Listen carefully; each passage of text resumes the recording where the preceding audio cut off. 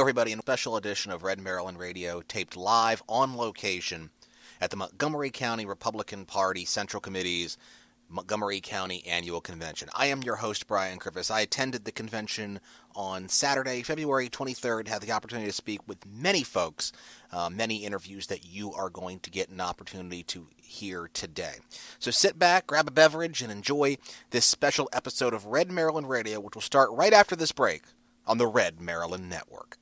Hi friends, this is Brian Griffiths for Brad the Banker. Our friend Brad Roars is a conservative who wants to work with conservatives. He does home purchases, loans, refinances, rehab loans, VA loans, FHA loans, conventional loans. As I said, Brad Roars is a good conservative who wants to make sure that fellow conservatives like him can get good loans, good financing, and save some money. If you want to get in contact with him, visit bradthebanker.com or call him directly at 443-876-2846. Again, that's bradthebanker.com or 443-876-2846. Bradley Roars, a banker who wants to help conservatives get into the home of their dreams and save a few dollars. You won't be disappointed. We're here at the Montgomery County Republican Convention with Maria Sofia, Vice Chair of the Maryland Young Republicans. Maria, how you doing? I'm good. How are you, Brian? Doing well. What's going on with the YRs these days? Well, we're getting ready to plan our state convention come May, and we're getting ready to hopefully elect a brand new board and bring in new members for the upcoming next 2 years.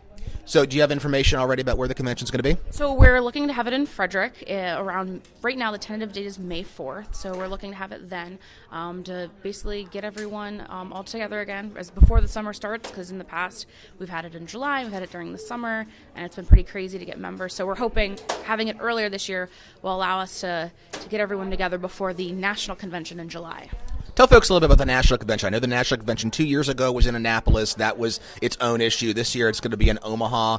Just tell folks a little bit about the National Convention and what planning is going into that. Sure, absolutely. So the National Convention this year is in Omaha, Nebraska, and we're getting ready to vote on, after we have our elections in May, our slate of delegates that we're going to be sending. We get to send at minimum 6 if we'd like, and then I think it's up to 12. So we're looking forward to trying to send as many people to Omaha as possible. And a lot of new faces as well, because our organization has evolved the past 2 years since Annapolis, and with a lot of younger, more energized young Republicans. So we're excited. You talked about how the membership has changed over the course of the last 2 years. What's been kind of driving that? Has it been Governor Hogan's re-election? Has it been new members on the state board? Kind of what's driving that change? Well, I think Governor Hogan has a very big part of it. We've been able to recruit members that have been able to come, that have been energized about Governor Hogan. We've got a lot of people that have reached out to us that have, we're on the campaign and they're sticking around in Maryland and they want to be a part of it. So we're really excited about that, and we're also just excited about the growing anticipation for not only the race that we just had in 2018, but also the 2020 race and even the 2022 race, to kind of just get everyone excited about the party, how we're regrowing. And I think a big part of that is they want to be a part of the growth of our party, so they feel like they're a part of something now. You mentioned that, talk about the growth of our party and going forward to 2022. Obviously, one thing that has been important for young Republicans over the years and the Republican Party in Maryland over the years has been candidate development. And obviously we saw this year a lot of young candidates were elected by the Democrats this year, particularly, younger delegates usually, but of course some younger senators too. How are the YRs reacting to that? How are the YRs going to help build that candidate development over the course of the next 3 years? Because obviously a lot of folks think that YRs are kind of a volunteer base, whereas you and I both know that YRs are where our party future leaders really come from. Yeah, absolutely. And that's a conversation we've been having with the central committees around the state. We just had a conversation here in Montgomery County with Chairman Alex Bush talking about creating that pipeline, creating YRs to run for office. It's certainly something we've wanted to work on. It's certainly something that's now a focus of our organization, which we're really excited about. And being able for them to understand the process, but not only just campaign and help candidates, but also the ability to understand what goes into a campaign on the candidate side. So it's been a process, but we're excited that I think 4 years from now we're going to really be able to produce some really great candidates. And I think it's something that is definitely possible, and we can do that in Maryland for sure. If folks want to know more information about the YRs, find out more information about the upcoming convention, where can they go? Sure. So right now, the upcoming convention is not posted online yet, but when it will be on Facebook, and we will make an Eventbrite as well. Our website, mdyrs.org, you can find out more information. And if you're interested in joining, there's a contact form there, and it will come right to us. And we're hopefully looking forward to hearing from some more YRs around the state. Maria, best of luck with the convention. We'll talk to you soon. Thanks, Brian. We're here with Tory Snow, the new president of the Frederick Douglass Foundation of Maryland. Congratulations on that post. Thanks so much. Well, obviously, we're both from Anne Arundel County, but we're here in Montgomery County today. What brings you here to the convention today? So I'll be doing the invocation on behalf of Reverend Dean Nelson. He's currently down demanding accountability in Virginia, so he asked me to stand in for him today. Well, somebody needs to bring accountability to Virginia. Sure, that's a mess over there.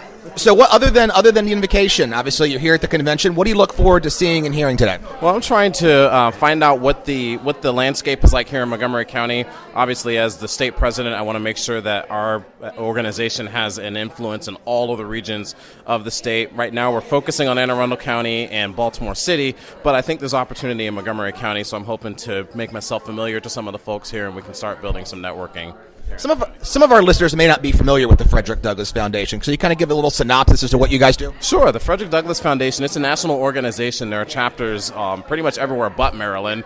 And basically they're a right-leaning organization. We focus on national education, making sure that people understand the issues, and also we're really trying to make sure that we're putting forth good policymakers, policies that are able to specifically engage with minority communities and really create the messaging that's necessary to make sure that people understand they have options about solving problems in their community. You talked about a focus on Anne Arundel County so far. What kind of activities are you guys doing in Anne Arundel County to bring that focus there? So currently, we are putting together a training session. It's just a basic training, which basically gives conservatives the perspective they need to effectively communicate with minorities and not say things that can turn people off to the discussion. So we're currently putting that together. We are organizing some meetings and getting folks together to create leadership positions in the county so that we can give people the confidence that we are a serious organization and ready to do some work in Maryland. If folks want more information, how can they reach out? I think the best way right now is to reach me directly, Tory Snow at Snow for Liberty. That's SNOW, the number 4, liberty.com. We also have a Facebook page that we're beginning to put information out there. Just put Frederick Douglass Foundation of Maryland, and they can follow that, and we'll be keeping people up to date as we begin to ramp up over the next few months. Well, Tory, good to see you. Thanks a lot, and we'll talk to you again soon. Thanks. Talk to you later. We're here with Dwight Patel, Montgomery County Republican Central Committee. Dwight, how you doing? I'm doing great. Yourself? Doing well. Montgomery County, only county that does a convention like this. So you've been on the Central Committee for a long time. How'd this convention start? What's the purpose of the convention? What are you guys hoping to accomplish here today? The convention, I believe, originally started about back when Bob Ehrlich was governor, probably around 2002 or maybe a little bit before that.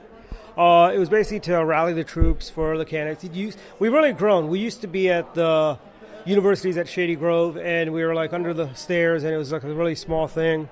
And then we'd have freebie stuff, and basically we were losing money on it. In 2015, when Michael Higgs became, I believe it was 2014, when Michael Higgs became chairman, we decided to move it to a hotel. Add the breakfast, add the lunch. We were going to lunch with our speakers anyways, so we decided why don't we just make it a lunch and we charge for it. And our first convention, we did it that way, was we had about 25 people for the breakfast and the lunch. Now today we're at capacity. We're probably going to be over 100 for the breakfast, over 100 for the lunch. We're getting to the point where I think we're going to need the whole ballroom. It's like becoming another Lincoln Day dinner. And the logistics are becoming that point as well. Well, that's a good problem to have, realistically. A lot of people speaking here today. You've got David Bossie, the National Committeeman. You've got Neal Parrot. I know there's going to be a message from Governor Hogan. You're honoring Ellen Sauerbrey at lunch. How hard is it to get speakers to come to a county-level convention? It's actually, we've had no problems. We've had David Bossie. This is the second time David Bossie is speaking at our breakfast. We've had Ellen Sauerbrey. We've had Governor Gilmore speak. We've had Mr. Councilman Rothschild from Carroll County. Yeah, Sheriff Jenkins. He was our first speaker for breakfast, Sheriff Jenkins, and Commissioner Rothschild was our lunch speaker at the first one. Then we've had Governor Ehrlich spoke last year. We did a little tribute for Governor Ehrlich's 25-plus years of serving, Marylanders. Then this year we're doing Ellen Sauerbrey, and we've got, we're always trying to get a good speaker. We have Neal Parrot is speaking. We've had everyone from Senator Watt to Senator Salling over the years speak here. Kathy Shalega has spoken. We've had Kelly Schultz, our keynote several years ago. I believe that was the 2015 convention. We had Kelly Schultz. We've had a lot of notable folks that have come through here. Years ago, Nicola Ambrose has spoken. She always does our RNC updates. We've got other speakers that have been coming through here. Basically, the who's of Maryland politics. Larry Hogan, when he was running Change Maryland, was our keynote speaker. And he spoke, did a great speech, and I think that helped him solidify, base in 2014 in Montgomery County. Because as you remember, 2014 we had a whole cavalcade of people running for governor, thinking they could be governor, and you and I were ahead of the curve on that one. Yeah, we were a little bit. It's a free event to attend. We both got grief about it too. Yeah, but winners win, so that's okay. This event itself is free for people to attend. So how many people do you actually expect to attend the session today? We're looking at probably over 100, probably 150, maybe 200, but 150 is the conservative estimate. Well, congratulations on another successful convention. Best of luck, and we'll talk to you again soon. Thank you very much. We're here with Don Irvine, treasurer of the Montgomery County Central Committee. Don, how are you doing this morning? Doing fine. How are you doing? I'm doing well. Your thoughts about the convention? I think this is a great convention. I mean, Montgomery County is the only county in the state that has the Central Committee puts on this convention. I think it's a great way to draw together the supporters here in the county. We had a volunteer event last night, which I hope will also engineer some further campaign activity going forward. So I think it's a fabulous event, a fabulous idea for us to do this. One of the things, of course, that's been a challenge over the last couple of years has been, trying to turn out voters in Montgomery County, trying to get folks to get elected. How is this event, how is that volunteer event that you guys had last night going to set that ball in motion to make it easier, a better chance to elect people in 2022? Well, I'm hoping, and I think what will happen is that, frequently with volunteers, what happens is that they work on a campaign and then they disappear. By showing them that we really appreciate what we want to do and that we want to maintain a connection, we will now have a better base. I think it's also better record keeping on our part so that we can go back to them going into the further elections, future elections, so that we'll have that better force that can go out and do that. And the Chinese, the Asian Americans, they were a big force, and I think they're going to continue to be a big force, if not even a bigger force going forward. Well, that's something that's very important, too. And one of the things that we've talked about, of course, is redistricting and how the Asian American community in particular gets kind of the short shrift in Montgomery County as far as redistricting goes, where districts that would possibly be Asian American majority are not drawn in order to elect more Democrats. Yeah, that's true. I mean, that they're taken for granted in a lot of ways. Look, I'm married to a Korean. I'm half Japanese, so I have a lot of vested interest in this as well, and I've lived here all my life. But yeah, it's always the other minorities or other parts of the population that kind of they're looking at there. But I think to a certain extent, you can say that the Asians get disenfranchised in a lot of ways. Now, in addition to being treasurer of the Central Committee, you also do a show online every day talking about national issues. Tell folks a little bit about what that is. Yeah, so I do a daily show on Facebook talking about the media and other culture, political correctness, anything like that. Just to kind of, it's my little daily rant, and I have a co-host once a week that comes in, and we do a longer show. But it's just to try to educate people a little bit more about what's going on there, to help them filter the news a little bit better if they don't really know what's going on. And if folks want to watch that, how can they do that? They should just go to, they can either follow me on Facebook, but they can go to the Accuracy in Academia Facebook page where it'll pop up there, or they can also watch us on Twitter. Don Irvine, thanks for joining us. Good to see you. All right, great to be here. We're here with Lois Border from Maryland 2020 Watch. Lois, good to see you. Oh, thank you very much. Tell people a little bit about what Maryland 2020 Watch is. Maryland 2020 Watch has been in existence for almost 7 years. And we started when we recognized that there was a huge voter integrity concern here in Maryland. And so we started looking into, so what's the problems, what's going on? And we found a lot of things that we think the general public of Maryland should be aware of. What are some of those things that you guys have found out? Well, there's a difference between voter fraud and election fraud. Voter fraud deals with an individual that may commit fraud at the polling center, but election fraud deals with a system that's so designed that it would allow for unbelievable amount of corruption to occur in the election, and the Maryland Board of Election doesn't have a good or smooth way to find out what happened, why it happened, where it happened, and who did what. And so we've looked into the system, and it's a sieve. It's just wide open with all kinds. It's fraught with ways that people of ill intent can corrupt an election. Have you guys contacted the State Board of Elections at all with some of your findings? Oh yes, many times, and also the governor. And we have found that we've been very unsuccessful in promoting any of our very real concerns. And take a moment here, and so the demonstration here today for me, and I've done this in a number of different formats to get the word out. But this message today is a very simple message. It starts with a article that came out of the Baltimore Sun on February 9th. Thank you very much. And it's a statement between Governor Hogan and Lynn Lamone, the Director of Board of Election, and where she says that she's not responsible, that she has no control. And we're saying, well, okay, well, let's take that at face value, and says she doesn't. But over here on this side, we see what the law is and who does have the authority, and this deals with the removal. The governor may remove anybody for incompetence, and we're saying Lynn Lamone is incompetent, and that the governor could remove her for cause, and there is a lot of cause that we have presented. So we would like for Lynn Lamone to be removed from office, and we're asking the governor to do it. That's the simple message. I think there's a lot of people on both sides who'd like to see that happen. If folks want to know more information, want to follow what you're doing at Maryland 2020 Watch, how can they get in contact? Oh, well, there's several different ways. I do have a website.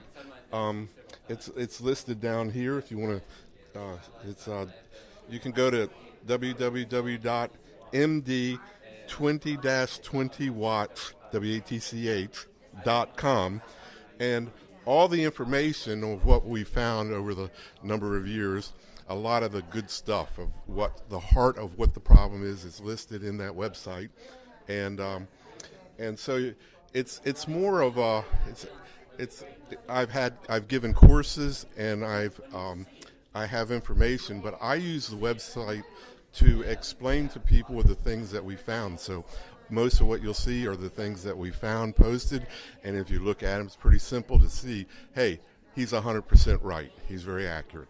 Lois Border from Maryland 2020 Watch, thanks for joining us today. Thank you very much, sir. You can help Red Maryland grow our reach when you visit redmaryland.com and click on the Amazon link and shop as normal. A portion of your purchase will come back to Red Maryland to help us grow. Additionally, you can buy Red Maryland t-shirts, drinkware, and other gear from our Zazzle store at zazzle.com/redmaryland. We want to hear from you. Email us at any time at redmaryland@gmail.com. You can also leave audio feedback on our Red Maryland Talkback line at 410-205-4875. We might use your feedback on our programming. You are listening to Maryland's most trusted conservative voice, the Red Maryland Network. Be sure to follow Red Maryland on all of the major social networking sites. You can follow us at Red Maryland on Facebook, Twitter, Pinterest, Google+, Snapchat, and Tumblr to get the latest from Red Maryland. And be sure to follow the home base for all things Red Maryland, redmaryland.com. Celebrating 5 years as Maryland's only network that matters. You're listening to the Red Maryland Network. We're here with Emily Stack, who's from FreedomWorks. Emily, good to see you this morning. Good to see you too. FreedomWorks has a table out here. You guys are out here at the convention. What are some of the things that you guys are working on? What are some of the things that you're hoping to tell people about today? So a little bit of what we're going to talk about today with our different people that are attending the convention is what we're working on, which is going to be elections, because that's going to be a big thing for 2020. So we're currently helping activists get ready on the ground, helping them, giving them the tools, equipping them with, social media skills, texting app skills, anything like that, and helping them tell us what they're looking at and who they want to put into the elections for 2020. So obviously Maryland elections in 2020, very limited. We have our congressional elections. We have some school board elections.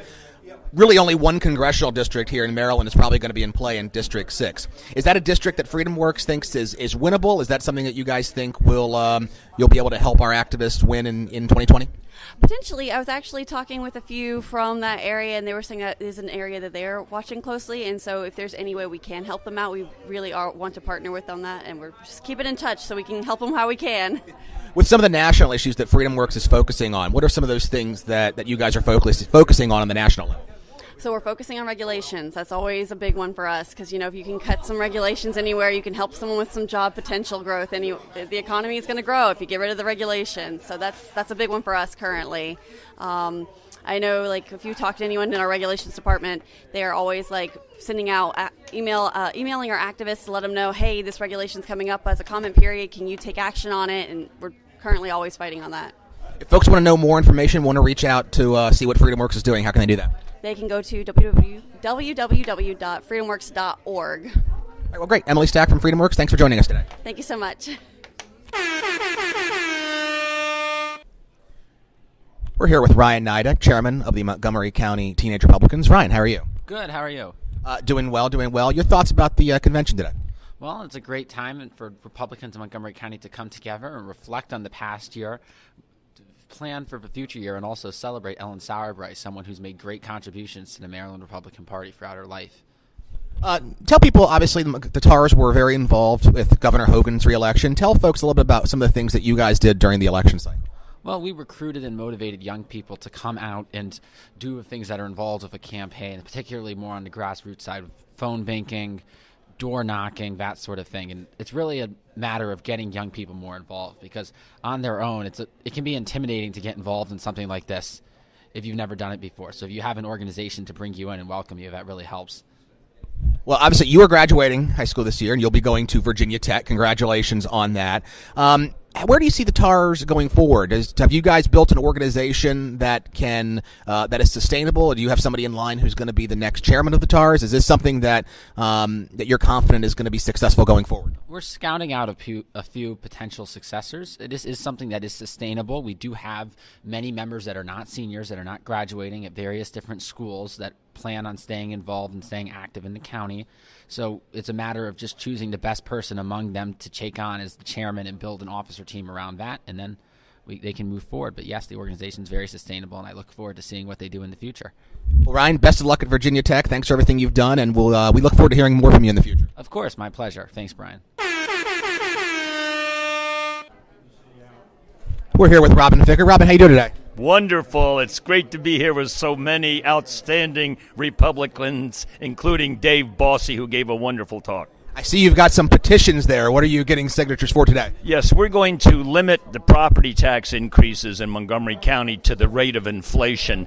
Under the present charter, they can override that limit with a unanimous council vote. With the Democrats holding all 9 votes, they have a locked-in 9 votes. So we're going to say that regardless of the number of votes on the council, property tax increases can be only up to the rate of inflation. So obviously you've been successful with some tax issues before, bringing those to the forefront. What kind of response have you gotten so far to the petition drive? Overwhelmingly positive, because we just had a 9% unnecessary property tax increase, and people are getting their bills. Obviously, you had the successful petition in 2016 as it relates to term limits. This will be another petition drive, assuming it makes the ballot. It'll be another petition drive that goes on during a presidential election. How do you think the politics of the presidential election, with a likely high Democratic turnout, is going to affect the question if it gets on the ballot? Well, I think the best time to put a a ballot question on is during the presidential election, because the influence of the special interests like the teachers' unions, the Democratic hierarchy is lessened. It's diluted during a presidential year. The average voter comes out. In Montgomery County, we'll have 80% of the people voting. Okay. Obviously, we're coming around towards another election cycle. You ran for county executive in 2018. What are your kind of takeaways from the 2018 election, and are you considering putting your name on the ballot again in 2020? Not in 2020. The way the congressional districts are drawn, and that's the only office that's up, it looks like it's very much gerrymandered in favor of the Democrats. So unless the change in the districts come about, I don't think it's worth considering in Montgomery County. If people want to know more about the petition drive, want to reach out to you about that, how can they do that? Hey, just call me, Robin Ficker. I'm in the phone book. I'm on Facebook. I'm on the Internet. Just contact me, get the signatures, and we'll have this on the ballot, and we'll limit property tax increases, because the only increase in revenue that the Democrats can get is through tax increases. They don't bring in any businesses. They don't bring in Amazon. They don't bring in any corporations. They only get more money by using you as an ATM. Robin Ficker, good to see you. Good luck with the petition. Thank you very much. We're here with David Bossie, Maryland's National Committeeman. David, you gave the breakfast remarks here this morning. Tell folks a little bit about what you talked about. I want to make sure that everybody in the state of Maryland understands the importance of working hard today and through all the way through the 2020 election to try to give us, President Trump and every Republican on the ballot, the best chance possible. Republicans have made strides over the last 4 years. We have a lot of work to do. We can't sit back and celebrate just having a Republican governor. It is awesome that Larry Hogan was reelected, and we want to support him in that effort, as governor for the next this session and the future ones. But we need more Republicans elected. We need more conservatives elected. In congressional districts, we have redistricting coming. We need to register voters.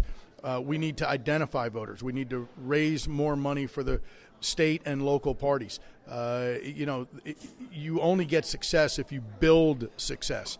And, we need to take Maryland very seriously. I do. I've been, working at Maryland for a long, long time. And so I'm optimistic about the future for the state. And I'm optimistic that people are going to recognize what good management, from Larry Hogan and Donald Trump. You look at the economy, we're benefiting from it, and so I think that your average Marylander can be educated to those policies are succeeding. One of the things, obviously, it's on the agenda right now is the Emergency Redistricting Commission, and we're looking at having a 6th district that's much more amenable to electing a Republican. How much of a difference do you think that's going to make, and do you think that we'll be able to take that district back with a new district next year? Well, I certainly hope that the redistricting of the 6th district gives us a second Republican. So Andy Harris is awfully lonely down in Washington, D.C. on Capitol Hill. He's the sole Republican. Maryland used to be a 4-4 delegation, 4 Republicans and 4 Democrats, only because Martin O'Malley, gerrymandered this state and used politics to redraw the districts. Did it go from 4-4 to 7-1? And that's not what Maryland is. It's not who Maryland is. And Marylanders deserve better congressional districts. So I hope that we get a 6th district now that will be more representative of the people of Maryland. But I hope that the governor will do redistricting in a way that gives us a more competitive opportunity here in the years to come. David Bossie, Maryland's National Committeeman, thanks for joining us. Thanks for having me. We're here with Diana Waterman, president of the Maryland Federation of Republican Women. Diana, how are you? I'm doing great, Brian. How are you today? Doing well. You've made the trek over from Queen Anne's County today. How important was it for you to be here today? It's always important to be here and come out and support the folks in Montgomery County. Back since before I was even chairman, I've made a point of coming out to Montgomery County. Even though they are not successful in electing Republicans due to their demographics, they are some of the hardest working folks out here. Well, obviously, former chairman of the Maryland Republican Party, this is the only county that does an event like this. How important is this event in promoting Republicans in the county? And do you think this is something that other counties should consider doing as well? Funny you should ask that. I've been trying to get other counties to do this since the very first one of these I attended. I think this is something that all of our counties should be involved in. A lot of our smaller counties would need to work together to have any kind of a crowd-sized draw, but this is something that everybody should be doing. And Baltimore County came close to doing one, but didn't quite get there. But I would encourage them all to do it. I think it helps to showcase all of the Republican organizations in a county. It helps for Republicans who are not actively involved to see that there are other Republicans and to channel their energy and find a way to be involved. So I'd encourage everybody. The MFRW recently had their Red Scarf Day down in Annapolis. Tell folks a little bit about that and how successful you were. Okay. Our legislative Red Scarf Day is the day that the ladies of the MFRW and a few brave gentlemen descend upon Annapolis and more or less paint the town red. We have red scarves that we wear. A lot of people are dressed in red clothes. We attend caucus meetings, watch them in session, have a brunch with the legislators, and then attend hearings. And this year we capped it off with a Red Scarf Happy Hour as well. It's really important, I think, for the ladies to be involved and see how their government operates. For some of them, this is the first time they've actually met their legislators outside of a campaign. And it's good to see how things work, understand what it's about means to testify, and how our government operates. Does MFRW have any other events that are coming up here soon? We have our spring board meeting in Harford County in exactly 4 weeks from today. If people want to reach out, how can they do that? www.mfrw.org. Diana, great to see you as always. Thanks, Brian. Hi, friends. This is Brian Griffiths for Brad the Banker. Our friend Brad Roars is a conservative who wants to work with conservatives. He does home purchases, loans, refinances, rehab loans, VA loans, FHA loans, conventional loans. As I said, Brad Roars is a good conservative who wants to make sure that fellow conservatives like him can get good loans, good financing, and save some money. If you want to get in contact with him, visit bradthebanker.com or call him directly at 443-876-2846. Again, that's bradthebanker.com or 443-876-2846. Bradley Roars, a banker who wants to help conservatives get into the home of their dreams and save a few dollars. You won't be disappointed. We're with Angie Phukan, our 2018 Republican nominee for Comptroller. Angie, how you doing? I'm doing well. How are you? Good. What brings you here today? One, fabulous people, and two, to talk about my writ of mandamus that I filed against the Board of Elections for my concerns regarding Peter Francho's campaign finance entity. Sure, a lot of folks are not familiar with that writ. Tell folks a little bit about that. It basically is to tell an administrative agency to do their job. I filed complaints with the Board of Elections regarding my concerns, and each time, sometimes they would reply, sometimes they wouldn't reply, but at the end of the day, they didn't actually do what I believe Maryland law requires them to do. Okay, and which portions of law are you referring to? Well, part of it, COMAR, and then Maryland Annotated Code for Elections. And so Peter Francho's campaign finance entity did not report contributions in different periods, and they didn't report expenditures in other periods, and that's a violation of COMAR, and that's also a failure to file, which must be rectified before somebody can be sworn into office. And the Board of Elections went ahead and certified his finance entity, even though I notified the board before the certification deadline. And that's just the tip of the iceberg. There's other concerns as well. So kind of, I guess the question I think a lot of folks will have is, what kind of relief are you looking at kind of at the end of all of these legal maneuverings? To be instated as the Comptroller, to receive my back pay for Comptroller. Even though I wasn't working, it's not my fault. Like, I did give the Board of Elections what they needed to do their job. And then I'm also requesting that they investigate fraud if there's fraud. I'm not specifically saying right now that there is fraud, but that it's the Board of Elections' duty to investigate that fraud, and I did cite Maryland law in my writ about that duty. If folks want to reach out to you, want to know more information about this writ, how can they do that? MsComptroller.com has some of the details about what I'm talking about, and then the actual court case number is C-02-CV-19-000192. Angie, Phukan, thanks for joining us. Absolutely. Thank you for having me. We're here with Larry O'Connor from WMAL Radio. Larry, you just gave us keynote remarks here at the Montgomery County Republican Party Convention. Great speech. Can you just kind of summarize, folks, what you talked about? Well, this is for a podcast? Yeah, I don't really do podcasts anymore. Is it? Oh, you guys, I remember. Okay, I'm joking. I used to. Actually, podcasts are cool now. I shouldn't even say that. I'm joking, but podcasts are where it's at. All right, I'll stop. What was the, I don't know. What did I say? Well, I'm a Republican.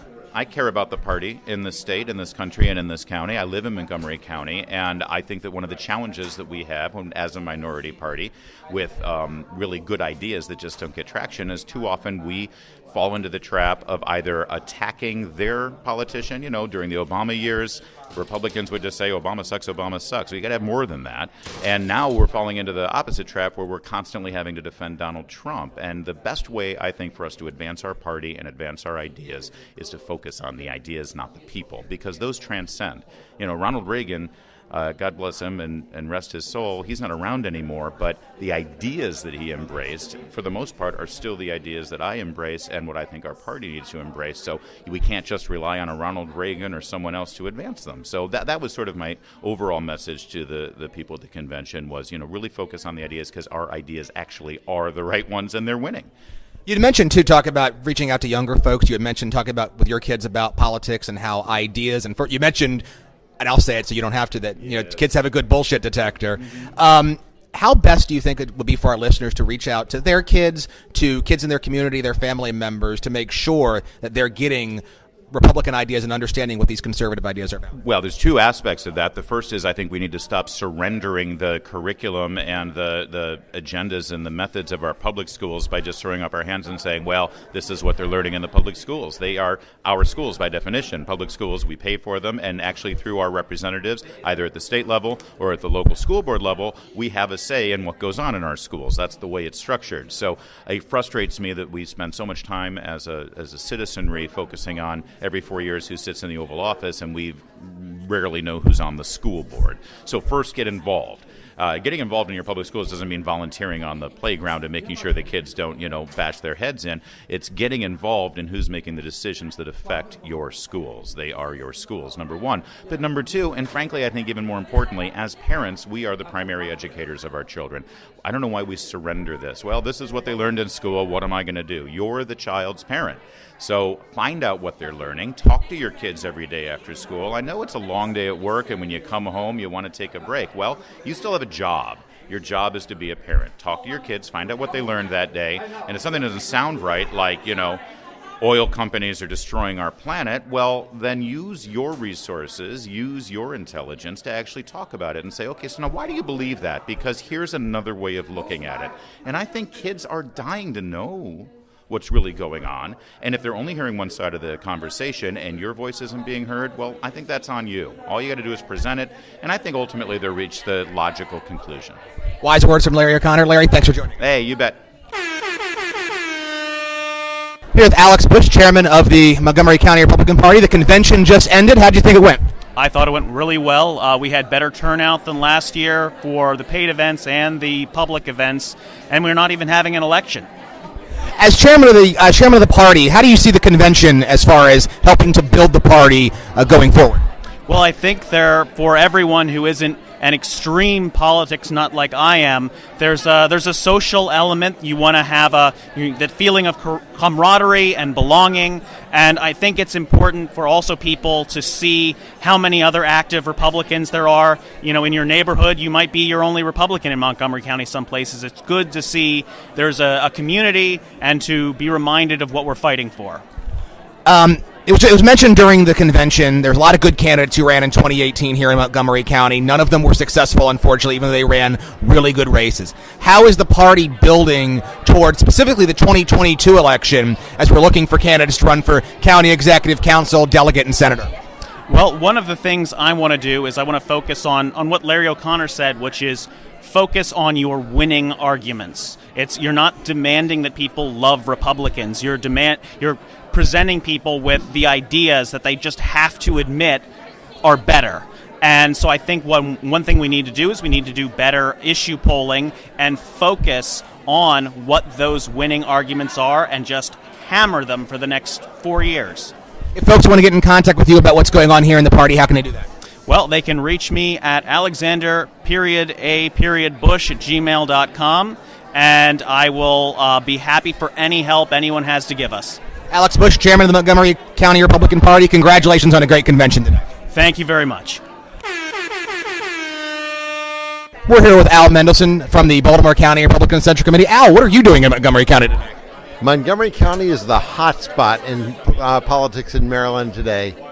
We've had all the great speakers. We've had all the great events. We had a chance to salute Ellen Sauerbrey, who's from Baltimore County. It's just been a wonderful day, and I can't thank and congratulate Montgomery County enough for all their efforts. Do you think an event like this would work for Baltimore County Republicans? You know, I was talking to Ellen Sauerbrey about it, that Montgomery and Baltimore County are probably the only two places where it can work. And I'm going to take it back to Baltimore County and bring it up for consideration. Well, sounds good. What other news coming out of the Baltimore County Republican Party these days?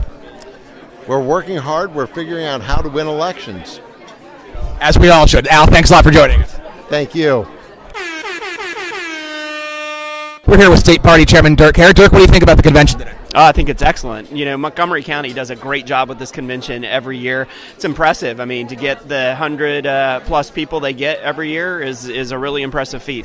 One of the things I talked about some people earlier with is the fact that Montgomery County is the only county that does a convention like this.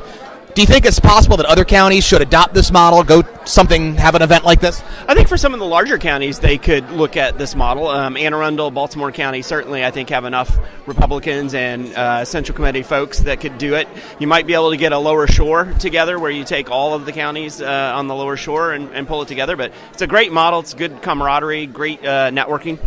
One of the things that the state party has done a more active job during this legislative session is trying to talk directly to the voters about the issues that's going on in Annapolis. I know there's been several petition drives that are going on trying to collect signatures for certain issues. How's that working out? It's working out great. We're getting tens of thousands of new emails through our petition drive. We were up to 10,000 alone just on the sanctuary petition initiative last week. The Democrats are giving us a lot of material to work with right now. Recently, last month, you went to the RNC meeting down in New Mexico. Anything of interest for our listeners coming out of that meeting? Not anything notable. I mean, the RNC continues to raise money at a significant clip. Like any other cycle, where we have an incumbent president, the RNC is looking at ways that we can hold on to the presidency, things like that. But it was a lot of blocking and tackling. Well, sounds good. Dirk, thanks a lot for joining us. All right. Thanks, Brian. Good. We're here with Delegate Neal Parrot. Delegate Parrot, good to see you again. Brian, it's great to see you. You gave a presentation this morning. A lot of it was focused on redistricting and the state of your involvement in the redistricting lawsuits here in Maryland, just kind of the general state of play. Tell folks a little bit about what you talked about. Wow, we had a lot of details. There's a lot of history. There are about 4 lawsuits that all tried to overturn this district. It's just a mess.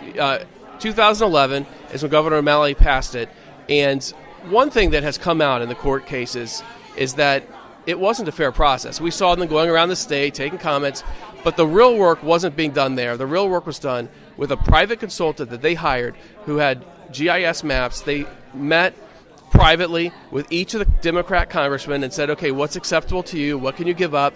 They even looked at trying to get 8 Democrat seats, but the congressman said, no, we want to have more of a cushion, more comfortable winning, not like 55-45, but 60-40. It's very disappointing. As someone who did take it to referendum, when they first I used a map that I thought I could use, but I found out that it was proprietary, and so they rejected it. And so we had to draw our own map. But I questioned at the time, why is it proprietary? What do you mean? Well, now that the court cases have occurred, we know what that meant. It was their private consultant, and they weren't going to let me use that private consultant's work on the referendum effort. Yeah, and of course you mentioned, as we talked about at the time all those years ago, the question on the referendum was very, very ambiguous, to put it politely. Oh, my. You're totally right. You're totally right. And it's neat that, well, it's so bad that it happened that way, but the U.S. Supreme Court, the plaintiffs, basically Attorney General Frost, tried to say, well, the people of Maryland approved this map, so you should just approve the map. And they came right back at him and said, well, that question was opaque. And even the liberal justice said, that doesn't even count. You didn't even use how you came up with this map in the question. So they recognized that it was a very unfair question. It really had no stake in the referendum effort. And it's unfortunate. If we had that question drawn fairly, I think we would have won that in the referendum. Obviously, the Governor's Emergency Commission on Redistricting is still meeting and deliberating. I know that there's still a time period for people to submit maps. I'm submitting my own map. I just mentioned that to you. What do you think that district is going to look like? Well, I think it's going to be very interesting. Governor Hogan, he is out ahead of this. He's doing a fantastic job showing the Democrats just how duplicitous they are, how wrong they were in that map, and how we cannot continue to have maps that are completely gerrymandered like the one we currently have is. And so he's, again, doing a great job. He's got this committee with clear rules that say they have to be, of course, population that's equal. They have to respect political boundaries, geographical boundaries. They have to be compact and contiguous. We didn't use those rules at all when they drew the map in 2011, and he's going to require that drawing the map going forward. That's changing the rules is probably the most important thing. And of course, he's got this panel that's 3 Democrats, 3 Republicans, 3 unaffiliated. They're looking at the whole map now. In the court case, the plaintiff said all you had to do is change District 6 and District 8 to make the District 6 residents whole. So I don't know what the courts will decide. I'm really looking forward to seeing what Governor Hogan's team comes up with. They'll submit that to the General Assembly, I believe in March, which would give us time to act on it if we wanted to. And although I don't expect Mike Bush or Mike Miller to bring that forward in any shape or way for a vote. And we'll know what the Supreme Court case decides by the end of June. That's the end of their term. They have to make a decision. Speaking of Annapolis, we're about halfway through the General Assembly session. A lot going on down there. One of the things that you've brought up recently was an amendment to the minimum wage hike bill, the Fight for 15 bill, one that would have geographic opt-outs, would make it more regionally focused than the current universal Fight for 15 that they're looking for. Tell folks a little bit about that.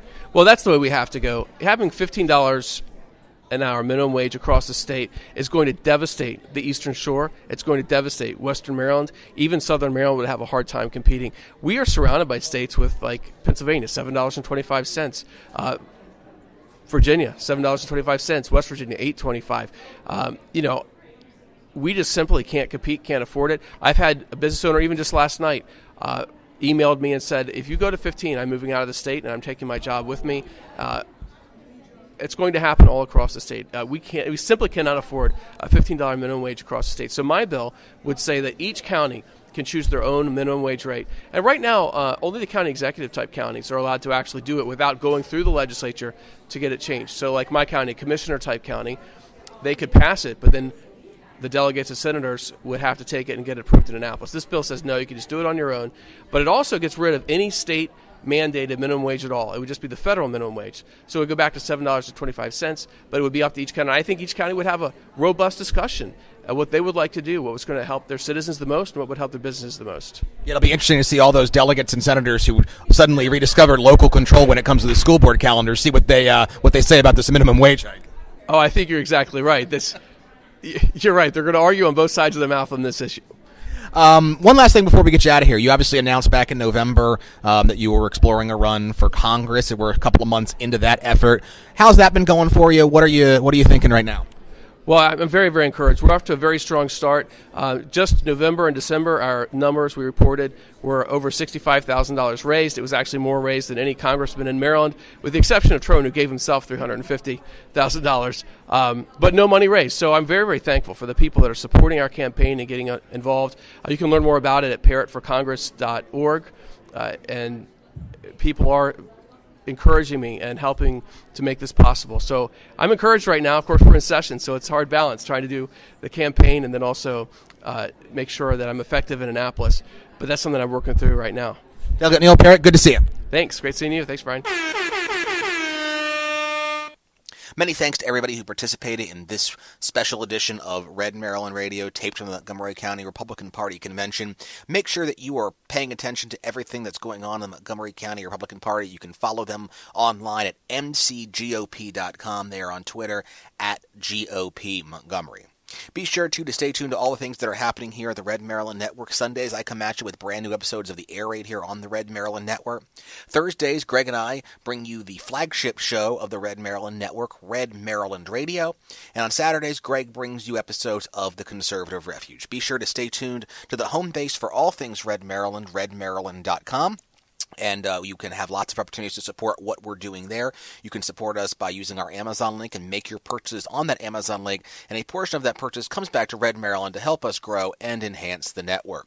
You can also be sure to use our Zazzle link to buy Red Maryland Network gear, zazzle.com/Red Maryland. And you can buy your Red Maryland hats, cups, drinkware, t-shirts, and more. You, of course, can also donate directly to us at paypal.me/Red Maryland. Be sure that you're following Red Maryland on social media. We're on Facebook.com/Red Maryland. We are on Twitter @Red Maryland. We are on Instagram @Red Maryland. And remember, folks, you are the force multiplier that can help us continue to grow Red Maryland and to bring you additional coverage like we brought you here this weekend. And, of course, you can contact us at any time. redmaryland@gmail.com is the email address. And the phone number, you can call or text 410-205-4875.